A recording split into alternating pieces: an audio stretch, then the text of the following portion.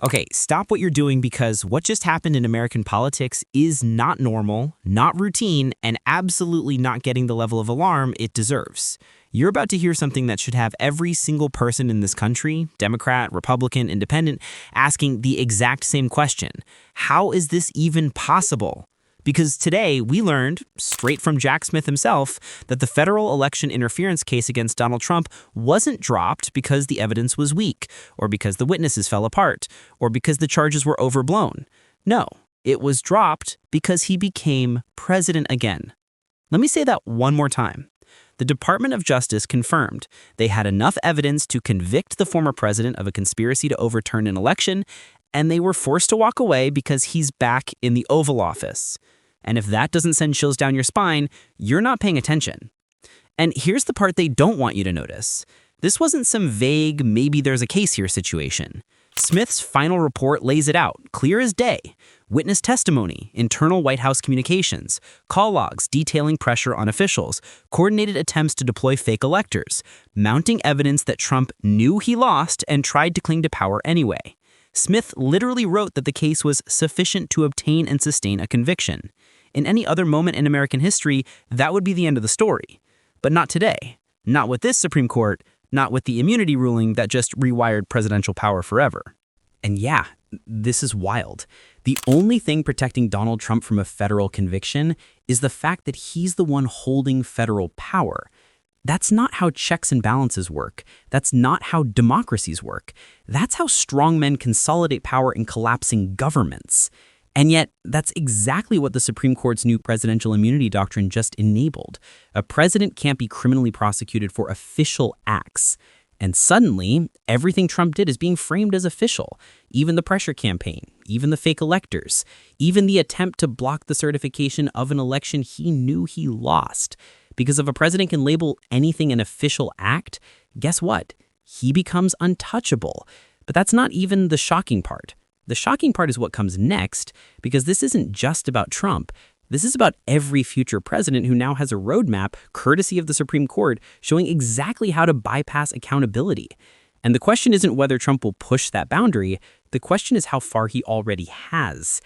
And here's the twist nobody saw coming. The DOJ didn't close the case. They didn't call the evidence insufficient. They paused it, meaning the moment Trump is no longer shielded by immunity, whether that's in 4 years, 2 years, or sooner, depending on political reality, that case can resume instantly. So the real story isn't what Jack Smith dropped.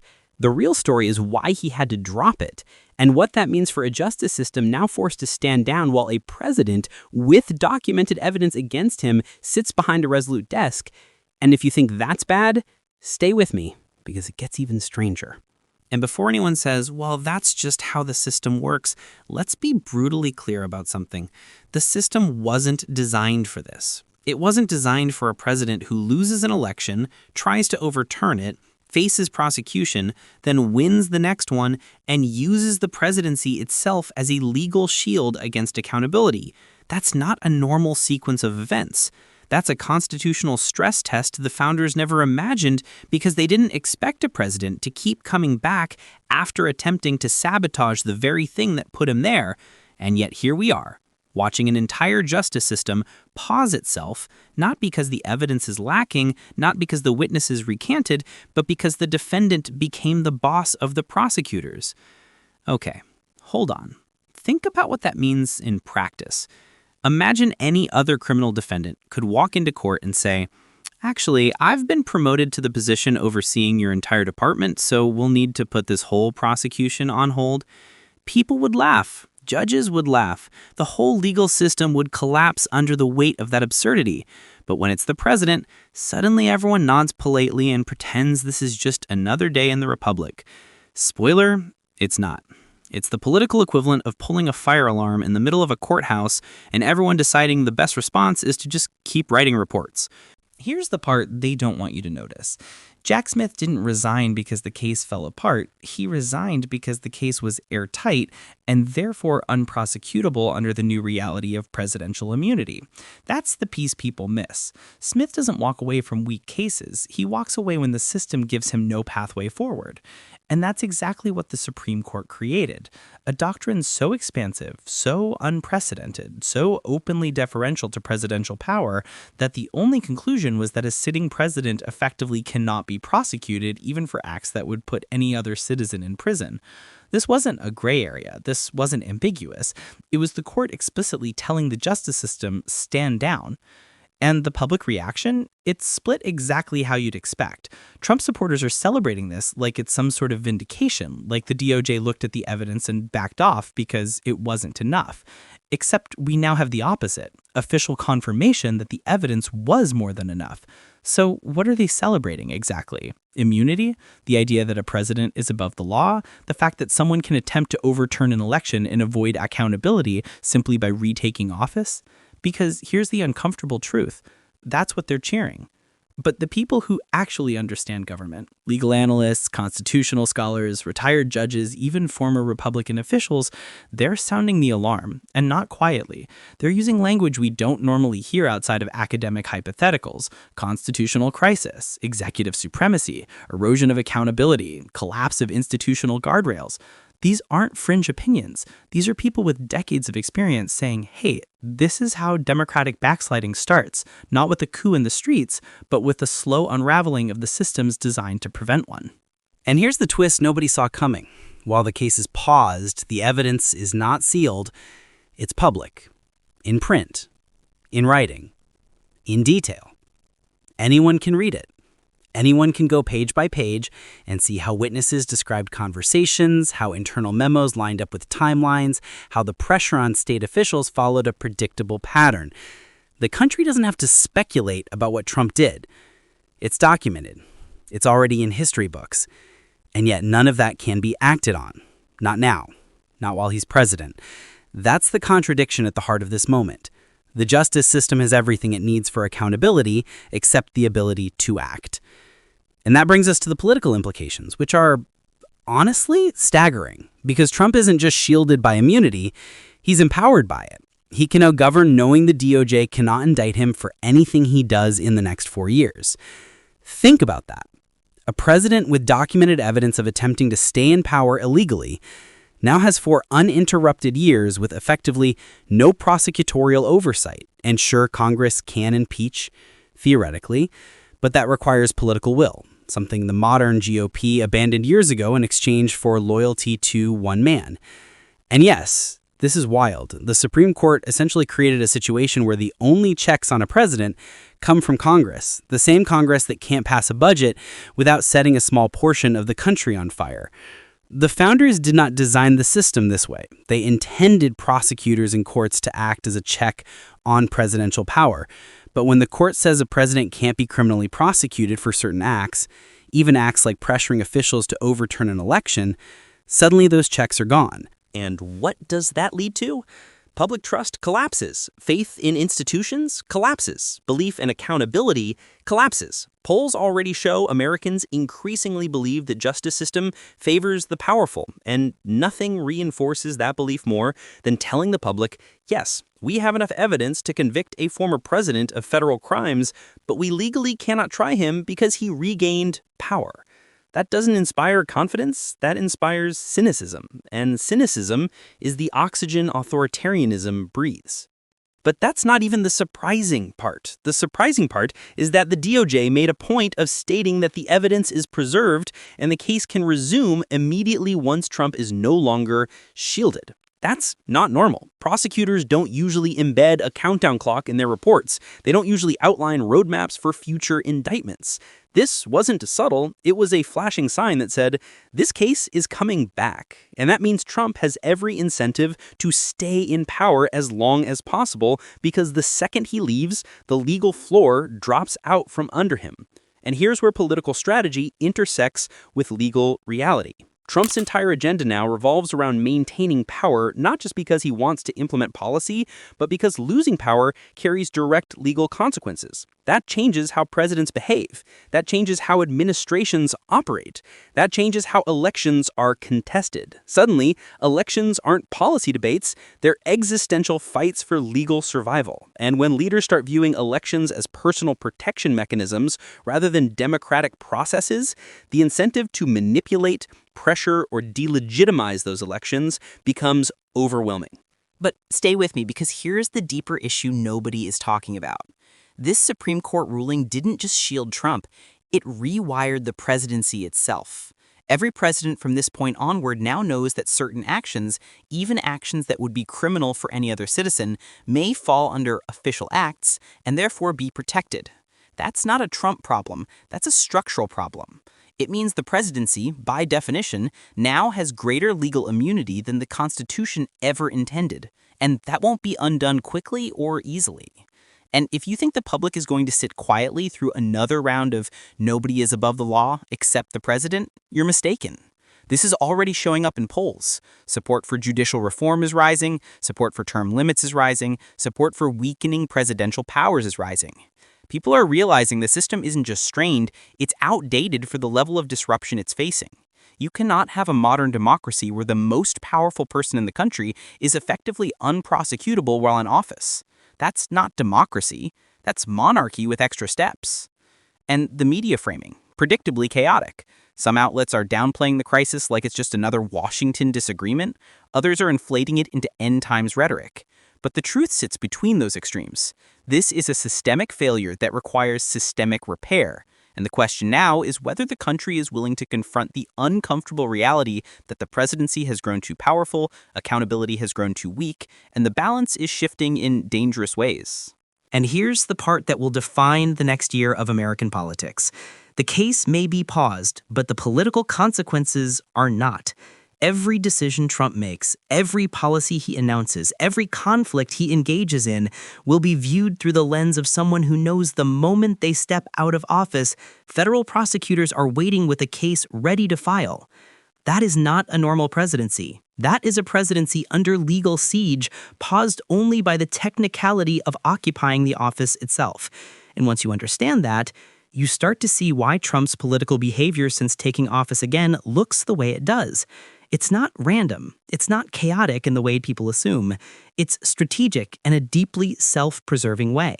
Every fight he picks, every feud he escalates, every institution he undermines, every norm he bulldozes, it all serves the same purpose: to control the narrative for as long as possible, because losing control means losing power, and losing power means losing immunity, and losing immunity means facing the exact federal case Jack Smith said was strong enough to convict him. Here's the part nobody wants to say out loud. Trump is now governing under a constant, invisible legal timer, and that timer doesn't count down like a clock on the wall. It counts down in political capital, public support, congressional loyalty, and institutional compliance. The moment enough of those things crumble, the presidency stops being a shield and becomes a trap. He knows that. His advisors know that, and the people watching from within the DOJ absolutely know that. Because think about the leverage that creates. A president who knows he cannot leave office safely becomes a president who sees every criticism as a threat, every investigation as sabotage, every election as a survival test. That mindset doesn't produce calm, measured decision-making. It produces panic governance. It produces siege mentality. It produces exactly the kind of erratic political behavior we're seeing right now. Take the congressional dynamics. Republicans in Congress aren't just defending Trump out of loyalty. Some are defending him because they understand the stakes. If Trump falls, the base fractures. If the base fractures, they lose primaries. And if they lose primaries, they lose power. And in a political environment where voters punish disloyalty ruthlessly, the incentive to cling to Trump grows exponentially. This is the part political commentators gloss over. The entire GOP power structure is now tied to Trump's legal survival. They're not defending him because they think he's innocent. They're defending him because they've built a political machine where their own survival is linked to his. And that becomes more obvious every time a Republican lawmaker tries to explain the immunity decision. Instead of acknowledging the real implications, the expansion of presidential power, the weakening of oversight, the constitutional risk, they wrap themselves in talking points about protecting the office of the presidency or preventing politically motivated prosecutions. But here's the contradiction. Protecting the office of the presidency shouldn't mean protecting the occupant of the presidency from accountability. Those are two very different things. One defends the institution, the other shields an individual. And the Supreme Court blurred that line on purpose. And yeah, this gets stranger when you look at polling. Most Americans, including a surprising number of Republicans, believe presidents should be held accountable for crimes. That's not controversial, that's basic civic expectation. But when you ask those same voters if Trump should face consequences, the answers split along party lines. That's not because people disagree about the facts, it's because the facts have become secondary to tribal loyalty. And tribal loyalty is exactly what political strategists rely on when legal vulnerability becomes political vulnerability. But let's zoom out for a second, because there's a bigger structural issue sitting right behind all of this. The presidency is now outpacing the guardrails designed to contain it. The Constitution was written in the 18th century before political parties existed, before the rise of mass media, before the idea of a president running for office multiple times after losing, before the concept of a president controlling the narrative through social media. There was no scenario in the founders' minds where a president would have a base of supporters loyal to him personally rather than to the institutions of government. That's why the Constitution relies so heavily on congressional oversight. They assumed Congress would act in the national interest rather than in partisan self-preservation. But when Congress becomes partisan, and the court becomes partisan, and the DOJ is limited by internal policy, the presidency becomes something the founders never imagined, a position with vast power and limited accountability.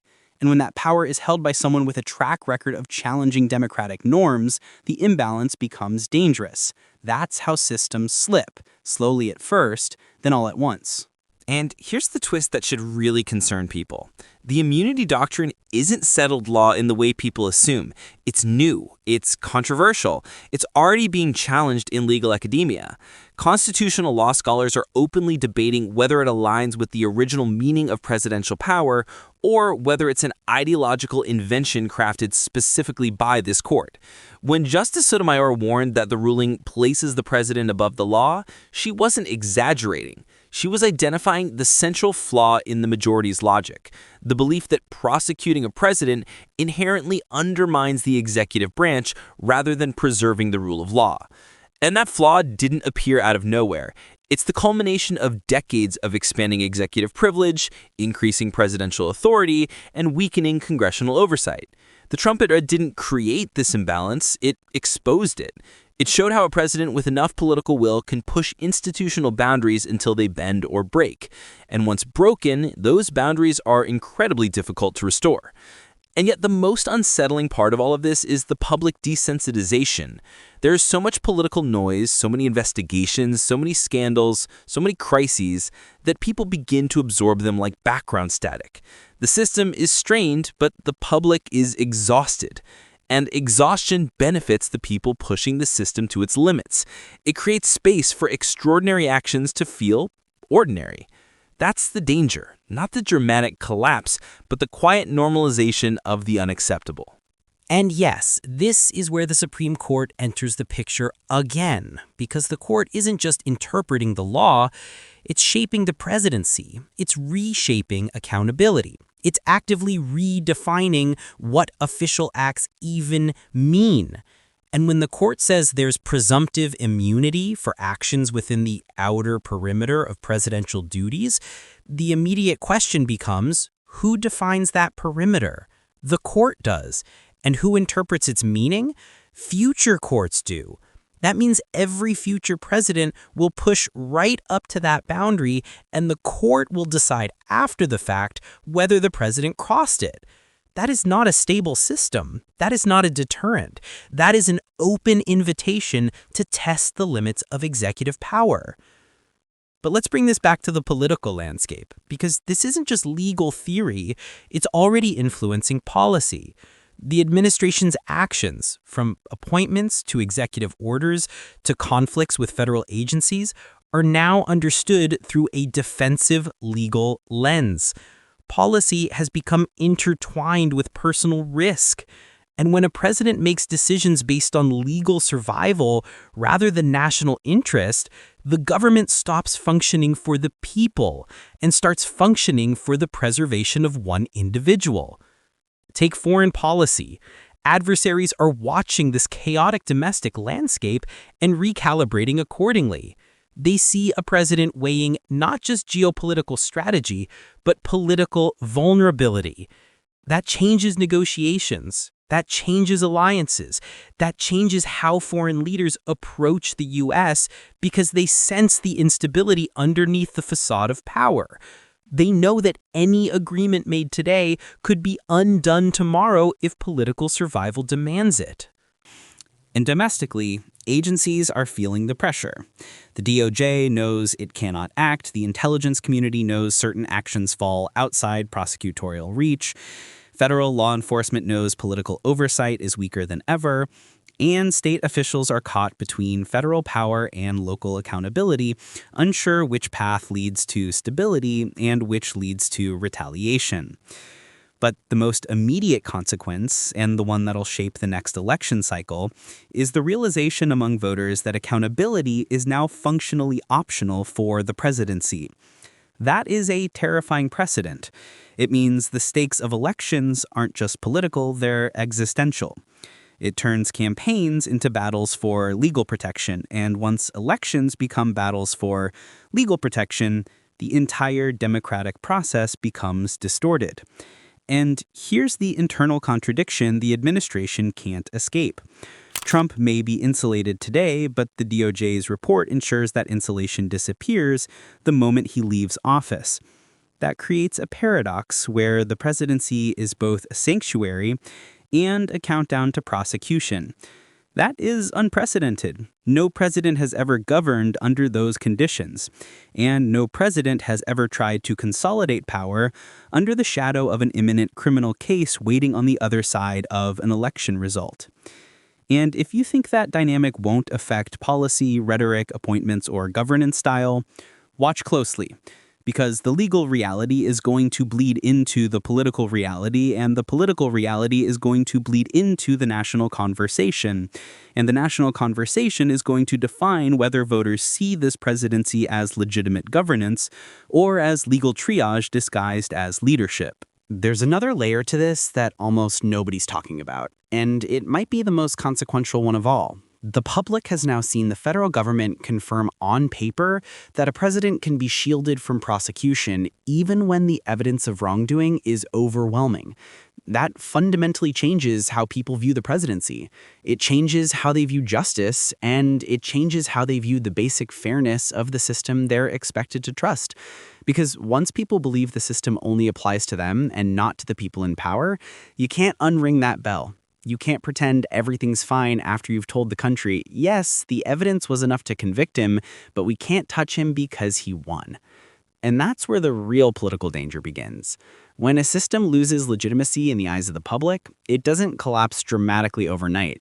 It decays quietly. People disengage, voter turnout drops, trust in institutions crater, conspiracy theories thrive, and into that void steps whoever can channel the frustration the loudest.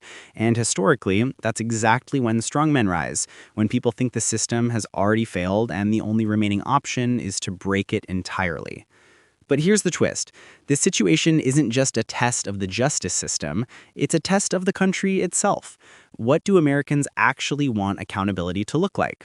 Is accountability only for the powerless? Are laws only enforceable when they don't threaten the people who control them? Because when the DOJ says we have the evidence but we legally can't proceed, it forces a national reckoning about what justice even means. And that reckoning won't go away just because politicians want it to. And yes, this is uncomfortable, but it needs to be said. The immunity ruling didn't just protect Trump. It protected every future president who wants to push the boundaries of power. That's the part we're going to be living with long after this administration ends. If you think presidents before Trump didn't test the limits of their authority, Wait until future presidents realize those limits barely exist anymore, because once the court said official acts are presumptively immune, they handed every future president a legal permission slip to reinterpret almost anything as official. The only question now is who is going to use that permission most aggressively? And while all of this plays out, the political machine keeps spinning. Trump's allies are treating the immunity decision like a shield they can weaponize. His opponents are treating it like a warning flare. And everyone else is stuck in the middle, watching a constitutional doctrine that barely existed a few years ago now reshape the balance of power in ways we still don't fully understand. But stay with me, because here's where everything converges. The DOJ made it clear that the case against Trump didn't die.